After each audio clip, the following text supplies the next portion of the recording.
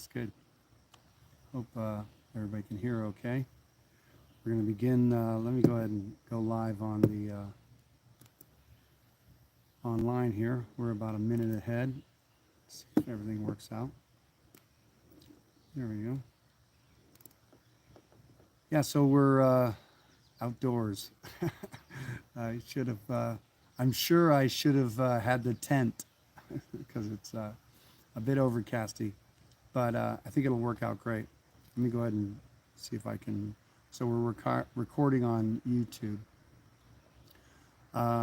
Let's see whether I want to record on.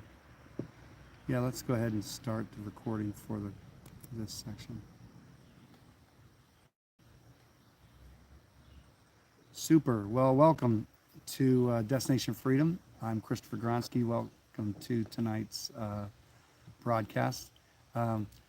Like I said, I think it's supposed to clear up. We'll see what happens. We're on location. This is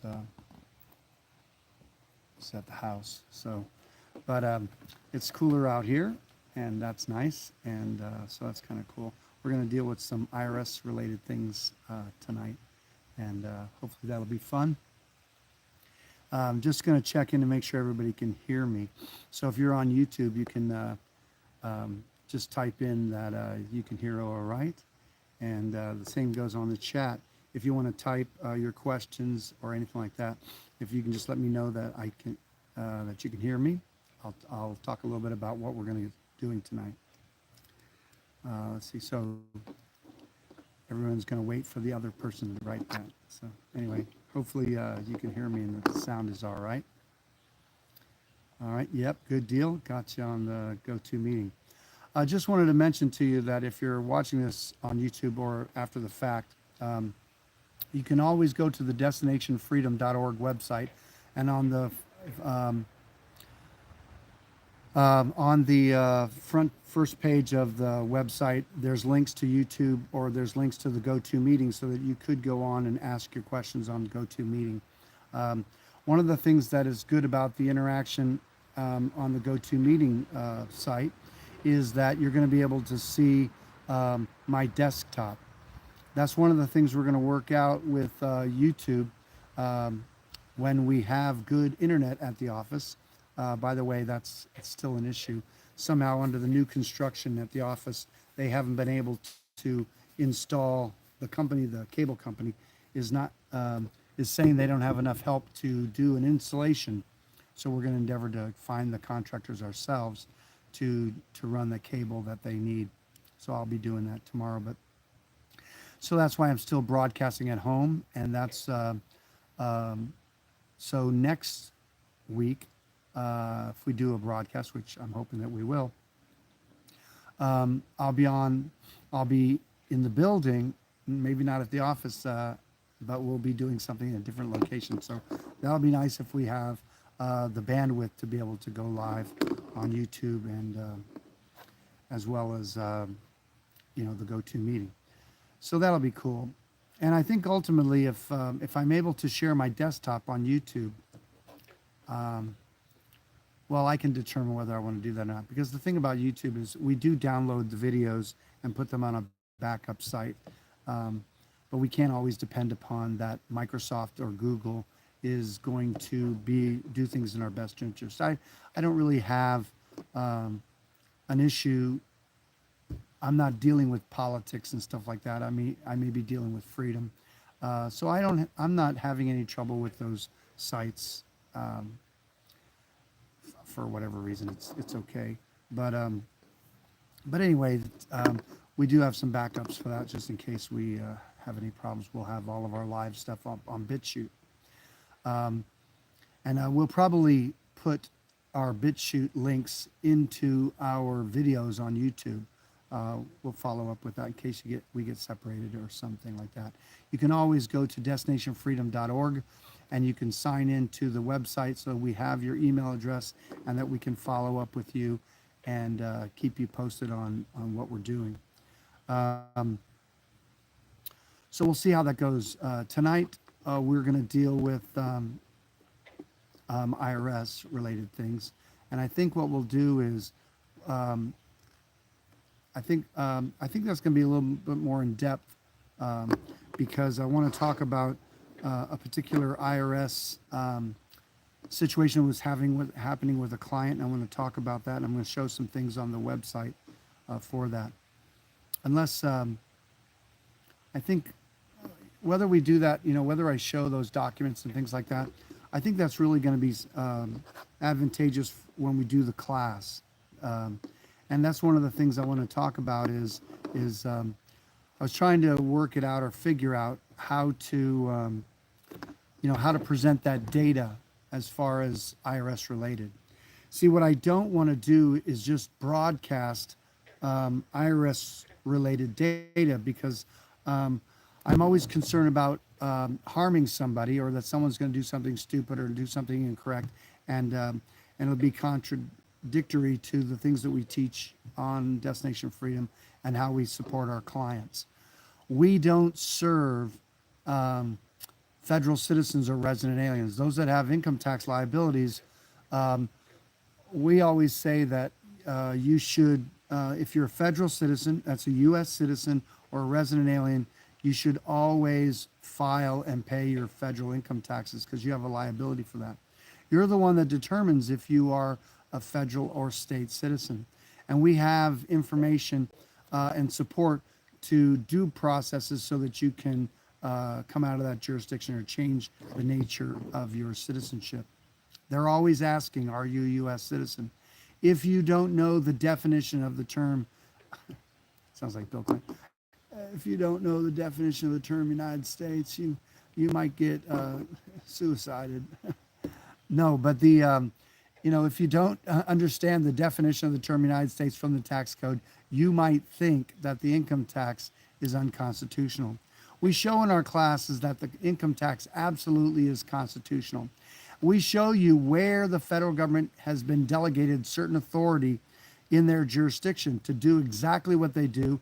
They don't have constitutional limitations, because Article 1, Section 8, Clause 17 of the Constitution gives them exclusive legislative authority in all cases whatsoever in that District of Columbia, their jurisdiction. It also includes Guam, Puerto Rico, Virgin Islands, America, Samoa. All that is in their jurisdiction. Not only are those geographical locations in their jurisdiction, the U.S. federal citizen, the state, that is the 14th Amendment citizen. That's a citizen subject to the jurisdiction thereof. Those federal citizens have an income tax liability and have a requirement by law, constitutionally empowered, to file and pay federal income taxes. So the whole victim mindset with respect to that is, it's well founded, because there is a certain level of accountability or culpability for the federal government not disclosing that there are two types of citizens in the United States: 14th Amendment citizens and the citizens that were before there was a 14th Amendment. And that is Article 4, Section 2 of the Constitution says the citizens of the states are entitled to all privileges and immunities of citizens in the several states. So the only type of citizen there was before the 14th Amendment was a state citizen.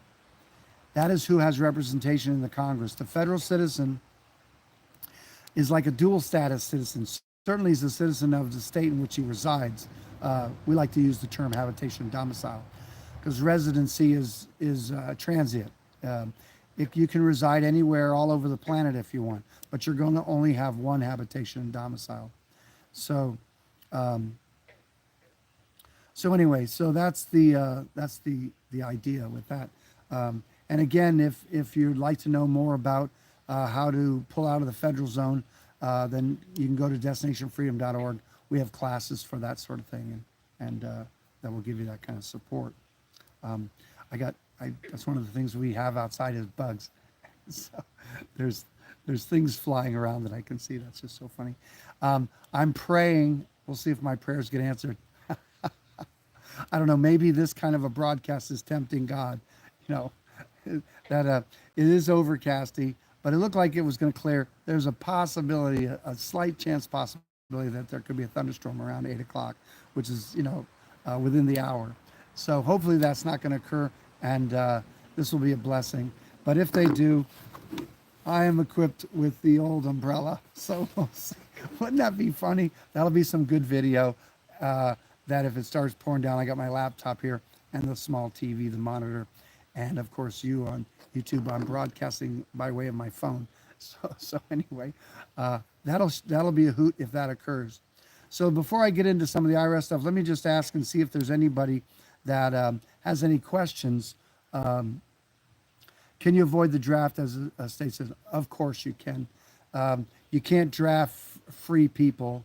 You know, conscription is certainly a violation of rights. The truth of the matter is, if you have a war, a conflict, and it's for righteous reasons, then people will be there to aid and secure other people's rights and such as that.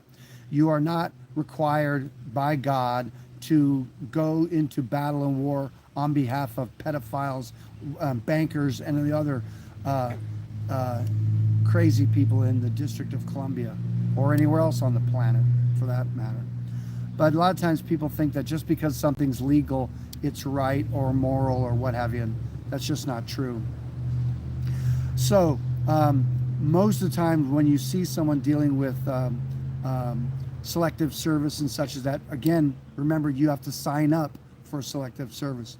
No one can compel your signature. That's how you know it's voluntary, if they're asking for you to agree or to sign up. If it's by force, they don't need to get your permission. They'll just take you by force, and that way, then at least you know it's not with your agreement, okay? So if you have to sign up for something, you know it's a choice, okay? And the thing about it is, I just want to address the concept of I got no choice, okay? Your choice may be a difficult one, okay? Let me just say, like Frederick Douglass says, power concedes nothing without a demand. It never did, and it never will. Find out what people will submit to, and you'll have found the exact amount of injustice and wrong which will be imposed upon them. These will continue with either words or blows or with both. The limits of tyrants are prescribed by the endurance of those in whom they profess. He also says in there, he says that he talks about the philosophy of reform is is based in an earnest struggle. If there's no struggle, there's no progress. And so those who what's he say? Those who want the benefits of the rain and yet don't like the lightning and thunder are men who want the crops without plowing up the ground. They want the rain without the awful roar of its waters. They want the ocean, but they don't want its volatility, its violence. The idea is that anything worthwhile might require a commitment, but that's the nature of humanity, is that to go along and to get along. Sometimes you have to practice the fine art of no. This work that we do is not tax rebellion. It's not tax resistance, okay? Tax avoidance means that you have choices. That is not illegal tax avoidance. Tax evasion is illegal. If you have an obligation to pay such a tax because you're using the benefits or the services, then of course you have to pay. That's the way life works, okay? So, and a lot of times people will say that they don't have a choice. It may be a difficult choice, but it certainly is a choice nonetheless.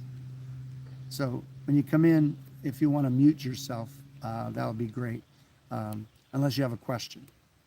So, cool. So anyway, because I hear people will say like, well, what was I going to do for work? I have to eat, and all that. Well, the truth of the matter is there are other ways to provide for yourself. It may be a difficult choice, but nonetheless, it is a choice. So it's good to see you on YouTube and all. So anyway, so I just wanted to say that this, and some people are amazed or they can't believe that, to come out of the federal zone is as easy as it is. And it's not that let me just say that it's simple. It may not be easy for some because some people's economy is tied into, their ability to, or their, how they want to create wealth for themselves is tied in these systems. It's very much like the way scriptures will say that it's difficult for a rich man to enter into the kingdom of heaven, because he's got entanglements. That's the difficulty. You can't. It's not that it is because of his riches he doesn't enter into the kingdom. It just becomes a tough choice for him. I don't like Bernadette Peters said in the movie The Jerk. She says, "I don't care about losing all the money. I just don't want to lose all the stuff, you know." And so that's pretty typical for people. And but anyway, you don't have to lose the money and all. There are creative ways to create wealth, and you don't have to do it in the federal zone. We're getting little sprinkles here. I don't want to have to. I have to just watch how much water is coming down on the laptop. So I may have to hit the umbrella. This will be fun. We're still committed to this. See, it's coming. Oh man, I should do it. It's electronics, you know.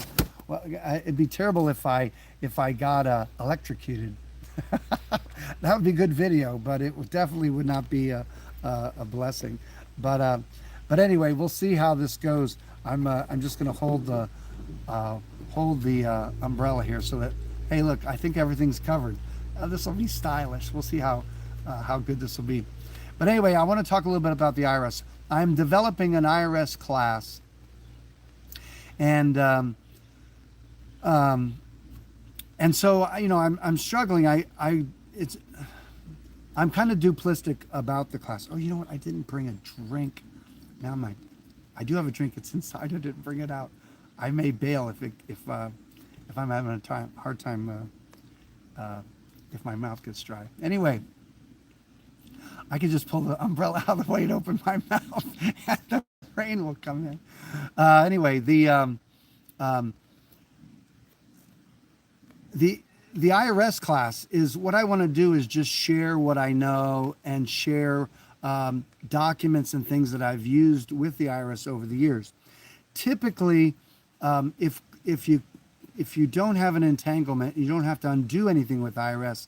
Typically, there are ways to just stop filing and stop paying in, and then you do these passport processes. And we're gaining information.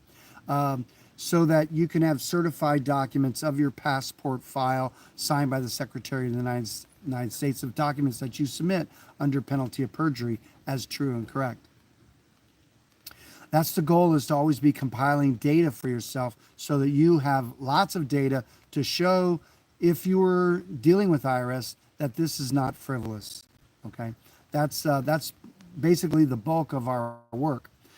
So I don't really want to create a class where federal citizens think that they can use our documents to deal with IRS.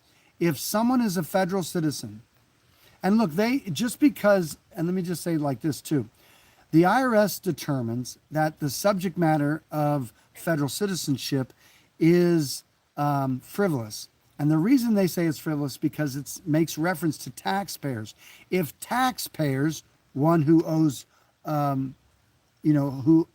has a tax liability, is saying that they're a federal citizen, that's not enough. That's frivolous.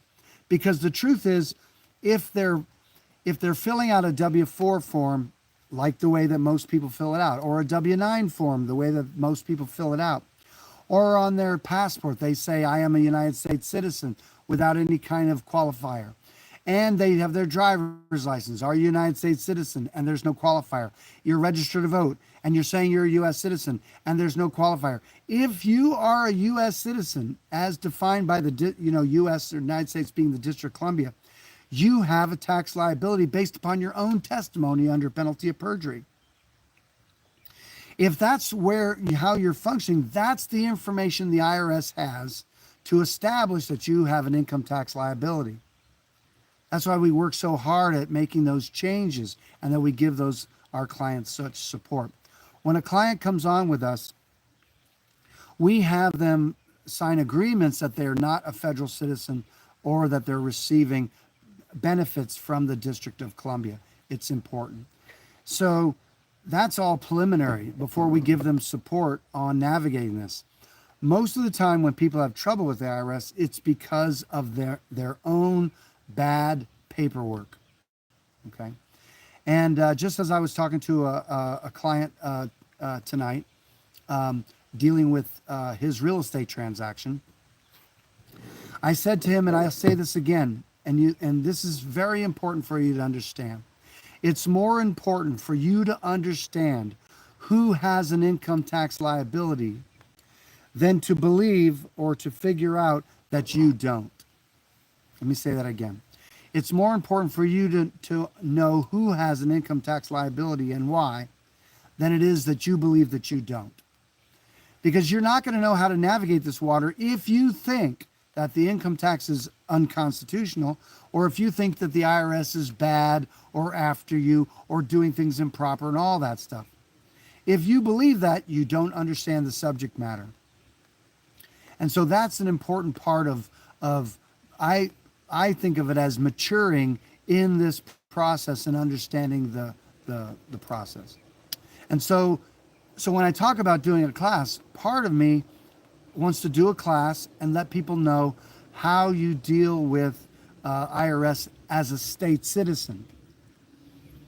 And then we can invite people to understand that, and that'll be the qualifier by way that we do this.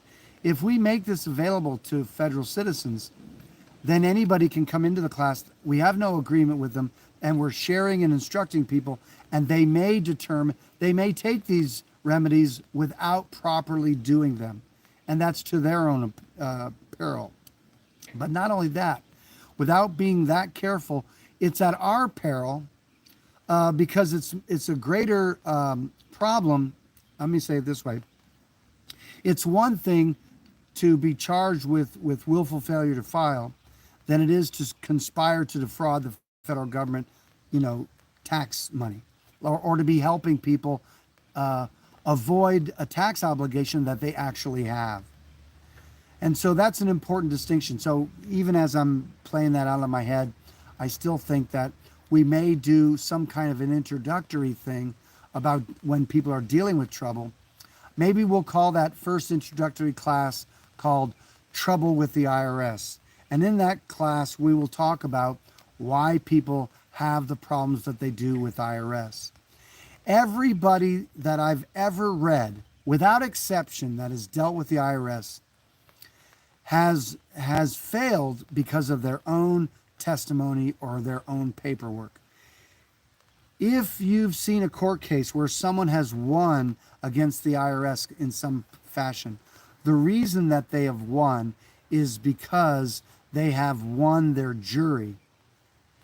And that is the reason why they have prevailed, because they have won their jury.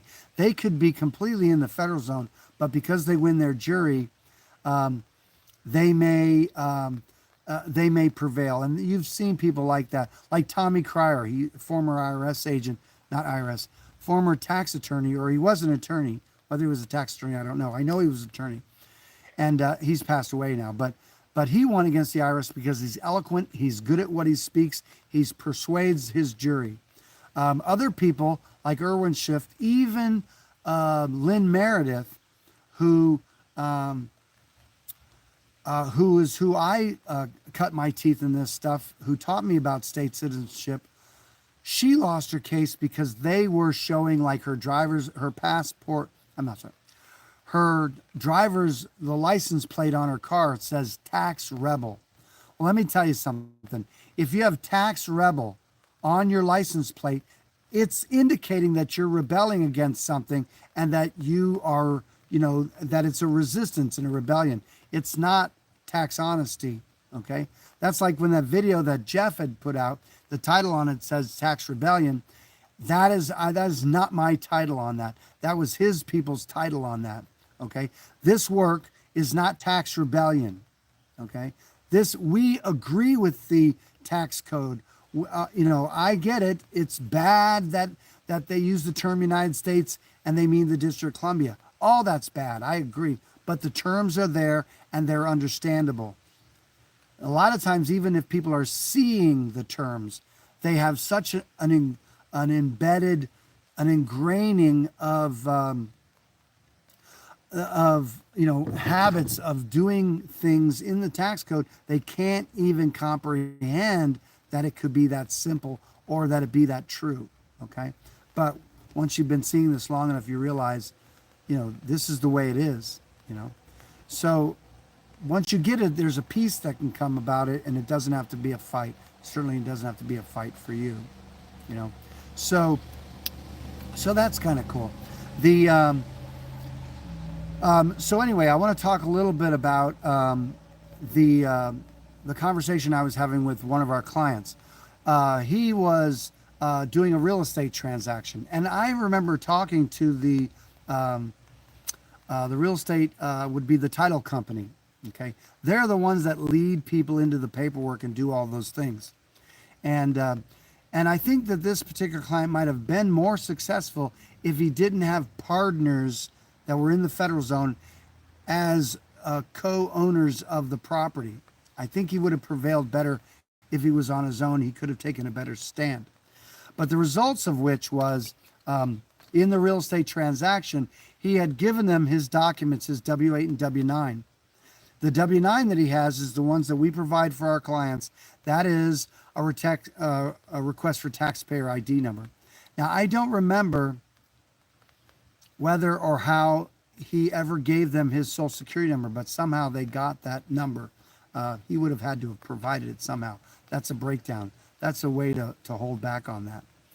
But the IRS many times will use the social security number as a tax ID number, even though it is not a tax ID number. A TIN is for those who have a trade or business in the United States, District of Columbia. So if you're not doing a trade or business in, which happens to be the functions of a public office in the District of Columbia, you don't need or have to have a tax ID number. And the Social Security number is a welfare program for seniors, okay? It's an old person's welfare program. So it's not a tax code. It's a number given out, not by the IRS. It's a number given out by the Social Security Administration, okay? So it's in a different category, in the code. So it's not coming from IRS. That's why the giving out of the Social Security number is less important than that you have bad paperwork. You don't want to have bad paperwork, no matter what. This is why I say many times to clients, it's less important that you give out the social, and then you can have a caveat saying, I'm not a federal citizen, all these things, than it is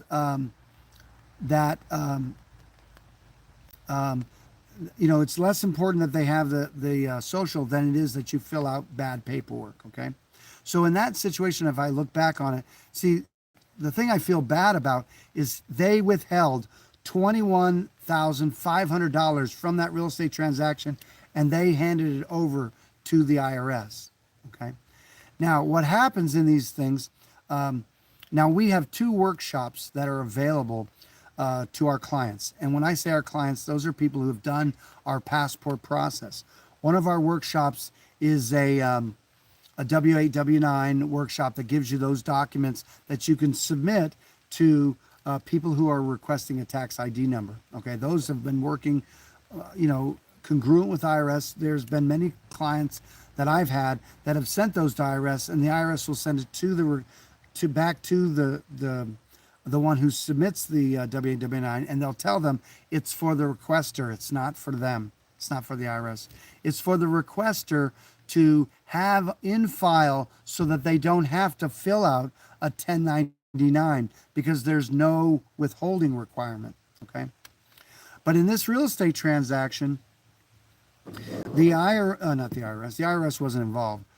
The title company was compelling the buyer to withhold a certain amount, a certain percentage, and then to send it into IRS, okay?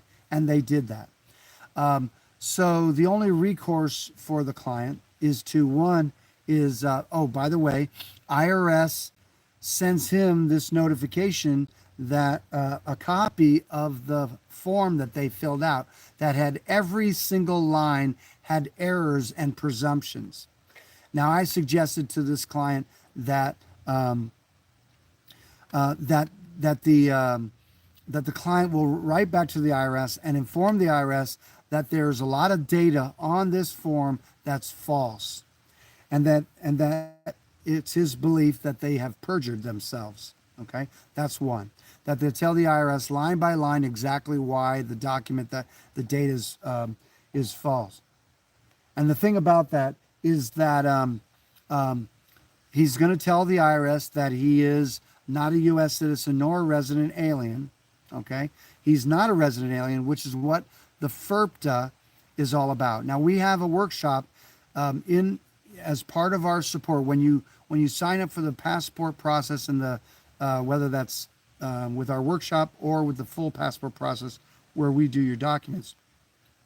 Both those processes will give you the workshop or give you access to our 14 IRS 1445 workshop that deals with real estate transactions. So that gives you the support that you have and how to navigate that situation. And let me just say this about that. And there are a lot of people believe that if you have the right paperwork, somehow everybody's going to just bow down and do the right thing towards you. It doesn't work that way. And so the because I don't believe in magical paperwork, you must learn how to navigate in the waters of not only bureaucracy. I'm asserting that when you learn this material, the government is not the one that you're usually having trouble with. You're not going to have trouble with IRS because the IRS is doing exactly what you empower them to do. Okay? So what you would have trouble with is the third party.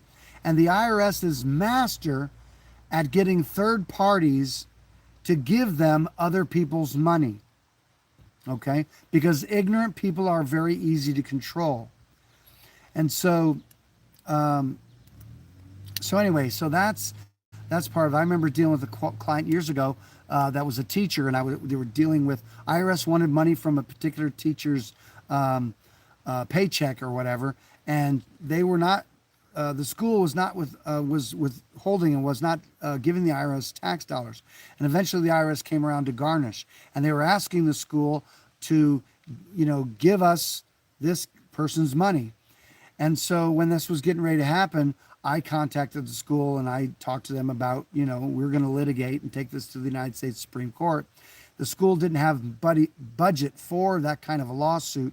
They offered us to talk to their attorneys. I talked to the attorney, which is not a problem. Attorneys are good to deal with. They're not good to deal with in court because they serve the court.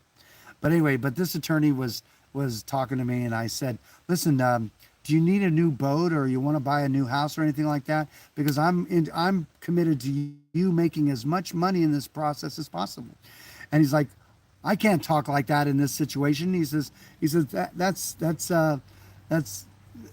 a bad thing for an attorney to talk that way. I'm like, listen, I'm just being honest, because here's our commitment.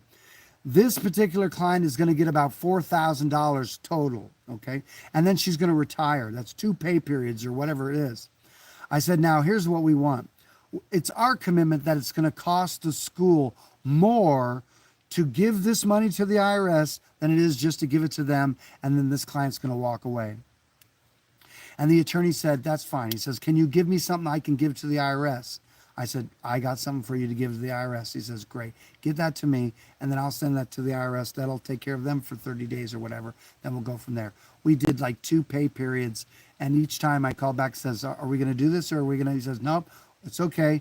So the school paid it out because it was in their best financial interest to cut this gal loose. And that was under the attorney's advice. Now that attorney was sending me all kinds of comics about IRS and stuff. He thought it was wonderful what we were doing, and so did I. That was a wonderful experience. But again, we know how to navigate these waters and how to deal with the third party. What you have to learn as a client, what you have to learn if you're going to be outside the federal zone, is how to deal with people. And that's always the part that's going to take the most skill. Okay, how to deal with bureaucrats is one type of skill or art form. Dealing with people who are willfully in the federal zone doing these things, how to navigate with them is going to be what you have to do. And it's interesting. It's very much like dealing with the Matrix when you've already unplugged. is how to jack back in and deal with these situations and to stay out of the matrix control. And again, it's not that we're resisting, it's just that we're not participating. The machine doesn't care whether, what's in there is outside of what it's doing. It's going to do what it always does. If you understand how it works, then you're going to know how to navigate and how to stay out of the federal zone. These are not, legal loops. This is not trickery. It's not any of that. Everything's in the light. Everything is true and correct. Everything is out and in the open. And that's the way we like it. And that's the way it is and has it, that it can be that peaceful for you. So that's some of that. So anyway, so this particular client has options now. And I felt terrible that he lost the 21 grand. Now, the amazing thing is his partners who gave their tax information didn't lose anything. He's the one that took the hit, even though he was like 1/3 partner or whatever. They all didn't share the hit because he was wanting to stay out of the federal zone. And this particular title company agent, she's the one that was believed. She wasn't questioning that he was foreign or that he was an alien, but she thought that the property is in the United States, District of Columbia, and that this was a United States real property interest. Again, not understanding. You cannot understand 1445 if you think the term United States in the tax code is America. If you think it's America, you're going to have to file and pay. But if you understand, as the tax code says in 7701 and in 3121, that the definition of the term United States is the District of Columbia, then the whole tax code is going to be understandable to you, and it's the key that fits all the doors. Okay, you remember like the key maker from the Matrix Reloaded. He was a very useful guy, but he had the ability to move between these doors and move about in the Matrix and other places like that because he was the key maker. Understanding the definition of the term United States is the key to understanding the tax code. And not only just the tax code, all federal codes, all federal law. If you don't get the definition of the term United States correct, you won't understand it. The question is an EIN the same as a TIN? They are not. An EIN is an employee ID number. That's for employers. A TIN is a tax ID number, and that's for those that are doing a trade or business in the District of Columbia or in the United States, District of Columbia. So those are not the same thing. So anyway, that's on that. So anyway, so the options that he has, okay, certainly. And so anyway, IRS wrote to him and shared with him the document that they received that I believe that he needs to rebut because there are presumptions there and it's not okay. Okay. And so I believe he's going to need to send the IRS his W-8 that says that he is foreign to the District of Columbia, that he's not a U.S. citizen nor a resident alien. FIRPTA, FATCA is both those deal with resident aliens. Okay, and so if you look at the documents that they want you to fill out, if you understand the terms, you'll understand the documents. It's as simple as that. We have this workshop called the IRS 1445 that deals with this real estate transactions and how to stay out of the federal zone. Many times I've seen in real estate transactions, they literally ask you, are you a non-resident alien? And that is, and the answer, most Americans would say, no, I'm American. I was born here, land free, home of the brave, that whole nonsense. They couldn't imagine that they're non-resident and alien, but they're not thinking non-resident alien with respect to the United States, the District of Columbia. That's what you're foreign to, not foreign to America. And so that's just part of that process. So anyway, so the first thing I'm recommending is that he respond to IRS and let them know the truth, okay? And that'll take care of IRS coming looking for a tax return for him. He's not going to file or pay with respect to that. Then I suggest that he reach out and let the title company know that he intends to litigate this $21,500.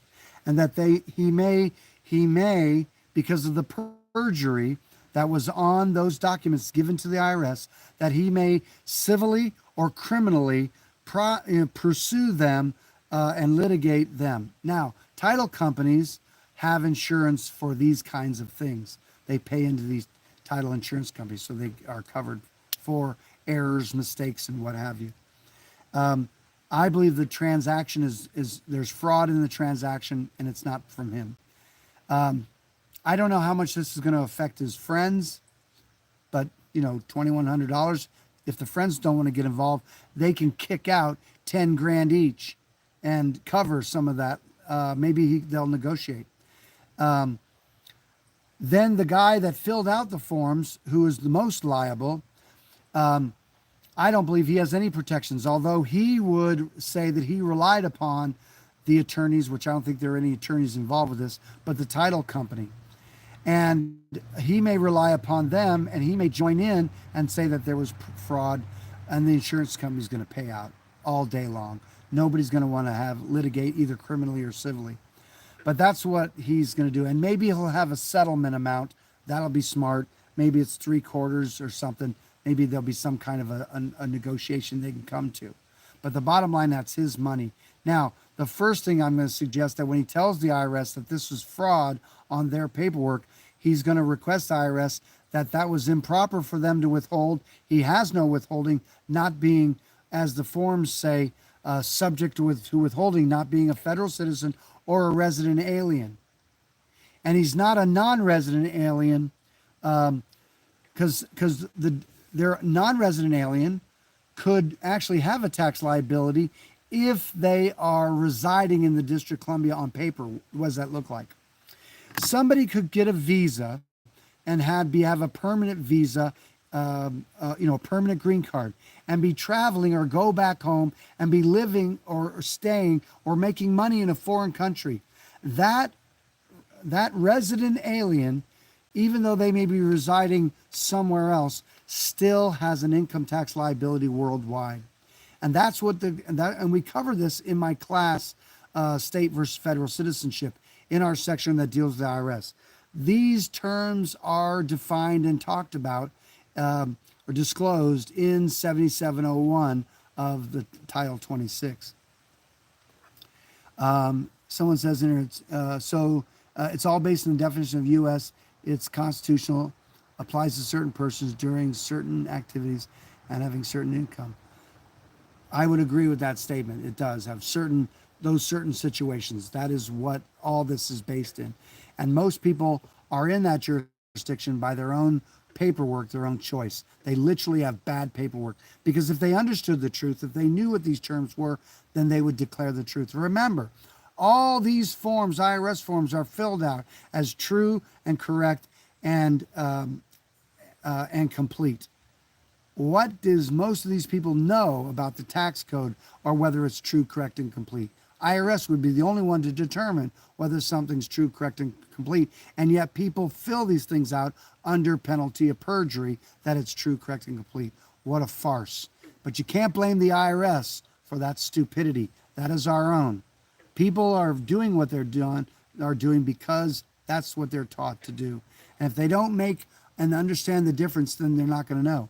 If you don't know the difference between rights and privileges, you might not be enjoying your rights. If you think your rights are constitutional, you may not understand your natural rights.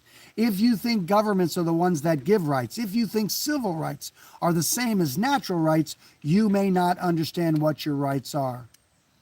And unless you know or understand where your rights come, if you understand the relationship that you have with the divine, if you understand your relationship with the Almighty, and that you have been given life, liberty, and the pursuit of happiness as a birthright, that's not an American ideal. That is a worldwide concept. The Declaration of Independence declares that in the course of human events, it becomes necessary for one people to dissolve the political bands which connect them to another. You see, it's talking about the powers of the earth. It talks about, in the course of human events. This is not talking about America. It would be wonderful if America was the city on the hill, and it was, a place where people could go and enjoy liberty and freedom. But the truth of the matter is, our government is the scourge of the earth. And how dare we make reference to the president as the leader of the free world? Crock of shit. That's a crock of crap. Take a look at the lunatics that are the leaders of the free world. Crock of crap. How's that for how is that relationship with us in our what do you call it, our ambassadorship, and how we deal with every stinking country of the world and peoples of the world? What a travesty. We should be ashamed of ourselves. That's not the case. So someone says on doing a trader business as in 77.1 within the United States generally makes you have a federal income tax liability. Well, yeah, if you look at the trader business, Title 26, it says that it's the functions of a public office. And of course, if you have a trader business in the United States, it's the functions of a public office in the District of Columbia. So that would have a tax liability, yes, if that's what you have. So that would be true.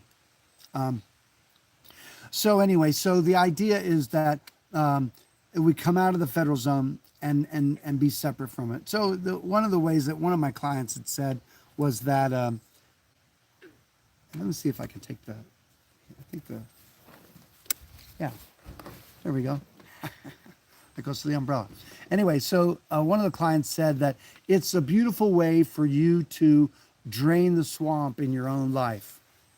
That's the beauty of doing these processes. It doesn't have to be a resistance. It's just a process along the way. And so let me just open up and see if there's any questions that anybody has on that subject matter. And I appreciate our client who allowed me to share some of that story with him. Now I'm committed to helping on some level him. Maybe he's going to be able to recover that. That'll be kind of fun to deal with this subject matter. You have to create a controversy if you're going to move and shift, because power concedes nothing without a demand. It never did, and it never will. That's what Frederick Douglass said. And so you got to be willing to make a demand. And again, the dance, there's one thing dealing with bureaucrats, okay? And when I talk about a dance, and I talk about dealing with bureaucrats is an art that you can learn, okay? It's a craft. The idea is how to treat them in a way that they would help you accomplish what you're after in being outside the federal zone or not being subject to some sort of thing. You want to befriend them. You don't want to be threatening them. You don't want to be treating them like government so that they can have the same intimidation. I don't recommend that as a strategy, if you will, like the way the Constitutional Rangers used to do. They used to have badges and guns because they wanted to intimidate government people. That's not light. That's darkness. And you don't get more light from being more dark, okay? So the idea in the light is love is a powerful motivator, and people should be getting your love in your way of being, okay? You can stand firm. You can be assertive. I'm making up that if you so understand the subject matter and you know who you are based on the Almighty, you will not look or smell like anyone. They will see your authority as one who has knowledge in a certain subject without you being emotional and distraught. That's dealing with bureaucrats. That's an art. There's another art in dealing with people that are in that same problem, that enslavement, that you're not making fun of them. They're very afraid.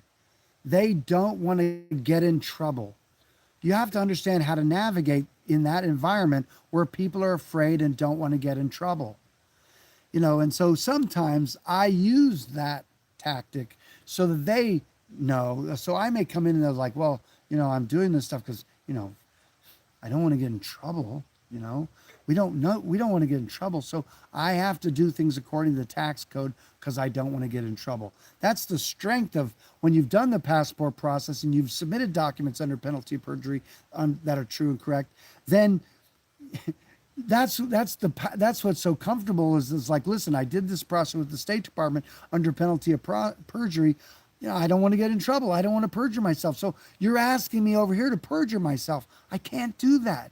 All my documents have to be true under penalty of perjury.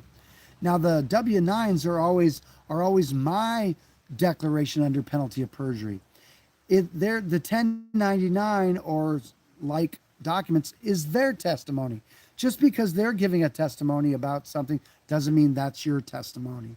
Okay, so that's okay what they do.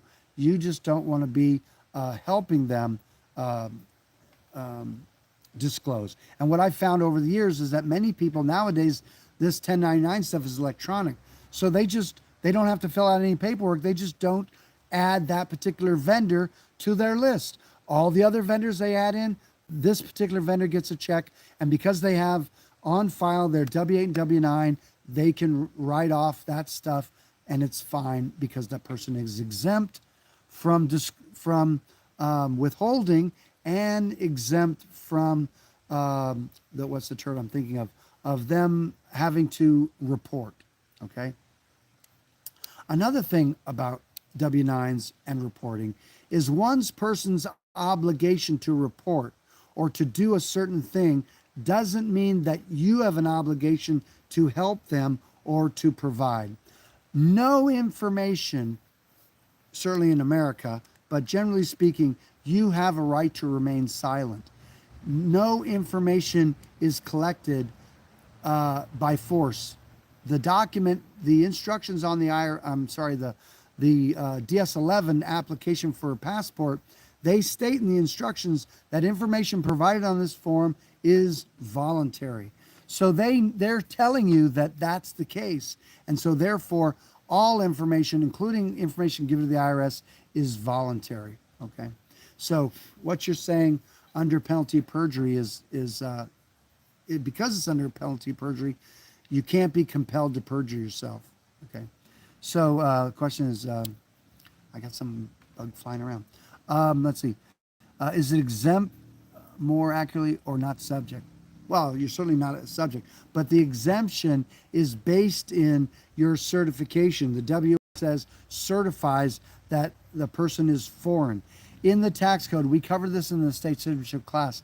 The presumption in law, I don't remember the code off the top of my head, but we go into the tax code and show you the presumption in law. The presumption in law says that someone who's declaring themselves alien is non-resident based upon his alienage. That's the presumption in writing. But that's not the practice presumption. The practice presumption is that if you're here in America, or if you're here, then you're a resident alien.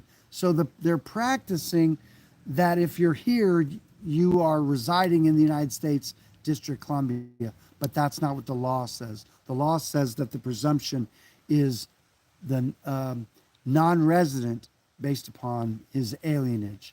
Okay, and we go over and show you that in the class. It's pretty profound. Again, once you see this stuff, you can't unsee it. It's pretty interesting. So anyway, so that's what I wanted to share on the IRS tonight. And so just to let you know, you can still do the passport process and or passport workshop. You'll be able to reach out to Destination Freedom. You can, if you want to write to us and if you have some questions. And so the best place to get those questions answered is to come on to our weekly call. And we'll and if there's some reason we're not going to do the call, what it'll look like on the website is it'll say, if the dates below are not current, there's no call scheduled. As soon as I've committed to a call like this, I will go to the website and update the date so that the date and time is accurate. And that's really how you know whether there's going to be a call or not. Again, if the date's not accurate, on the website, it may even say there's no call scheduled for tonight. Sometimes I'll send out an email for that. I hope you don't always rely upon the email. It may be a good thing. I will, I have two assistants now. One assistant, which is my son, he is doing all of my social media stuff and all our uploading and all that. He's going to be doing more of that.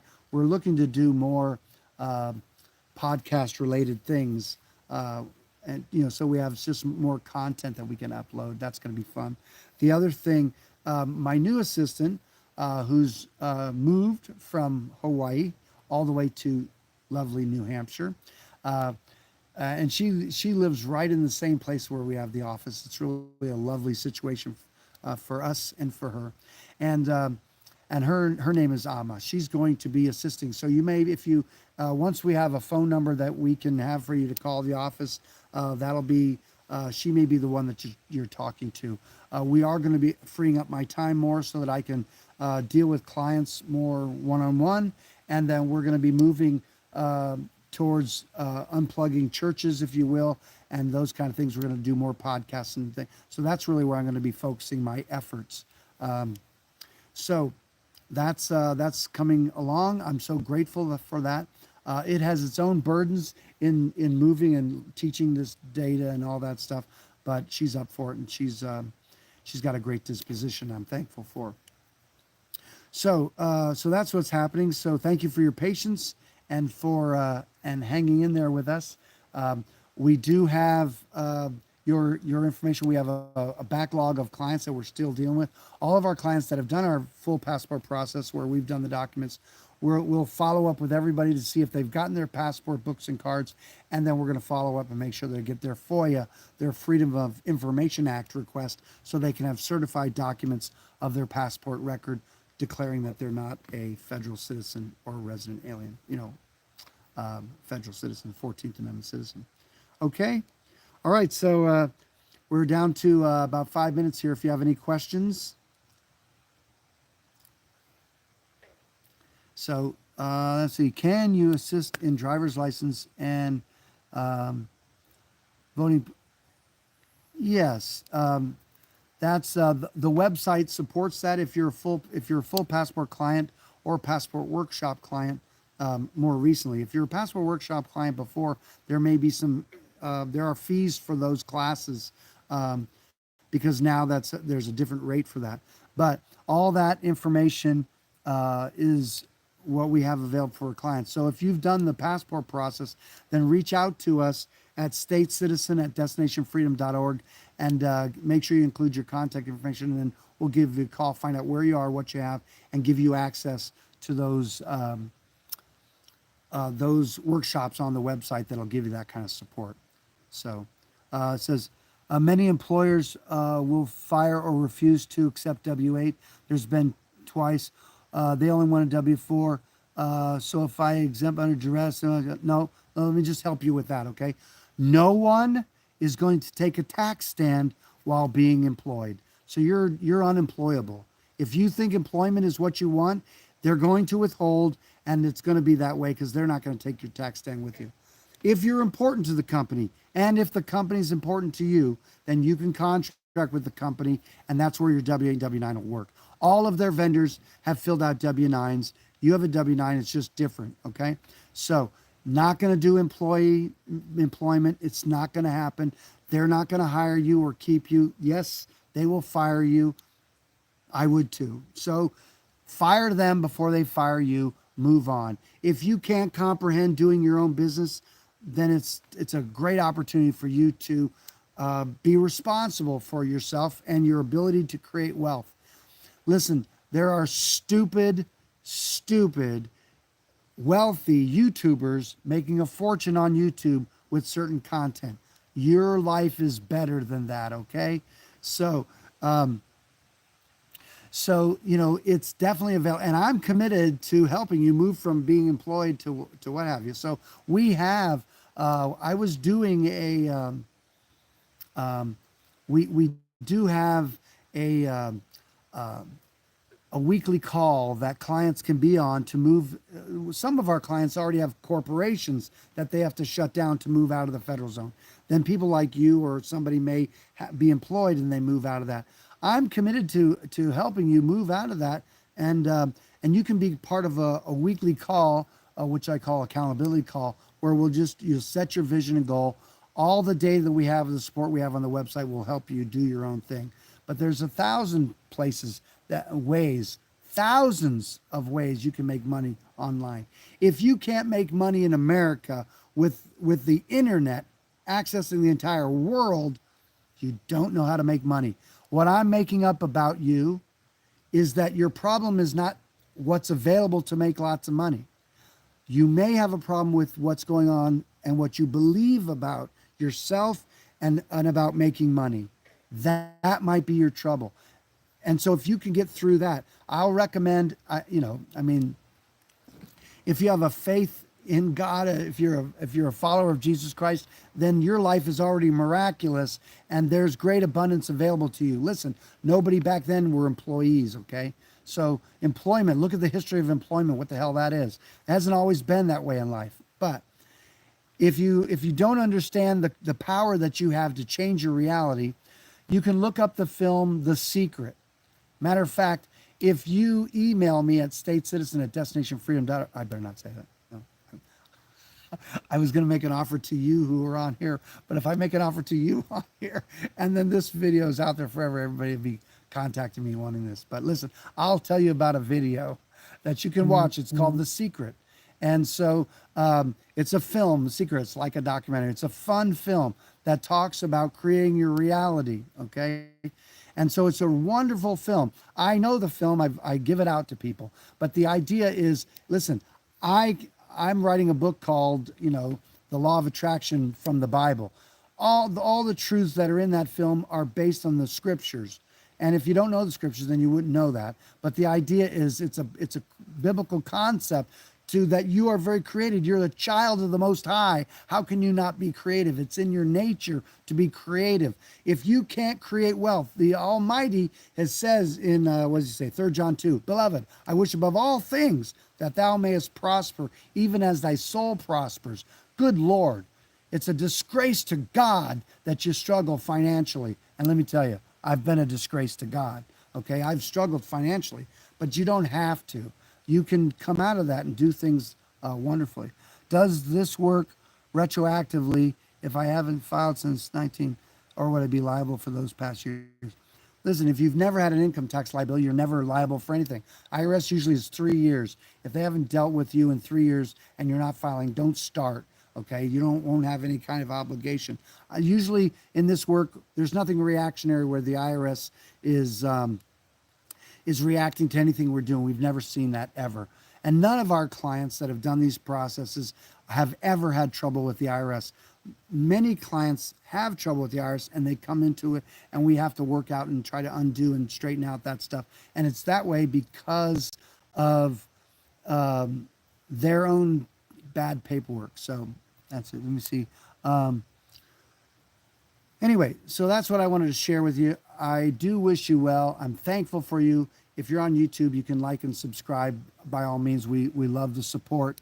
And I'm just surprised that people have any interest in watching this stuff. I'm so grateful for you. And so we'll see you next week. And I wish you well, okay? You can email me at statecitizen@destinationfreedom.org.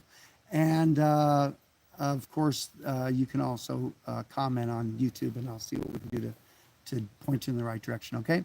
All right, love you. God bless you. You're the best. Let me let YouTube go here. Let's see how that works. Let's say adios. All right, so YouTube's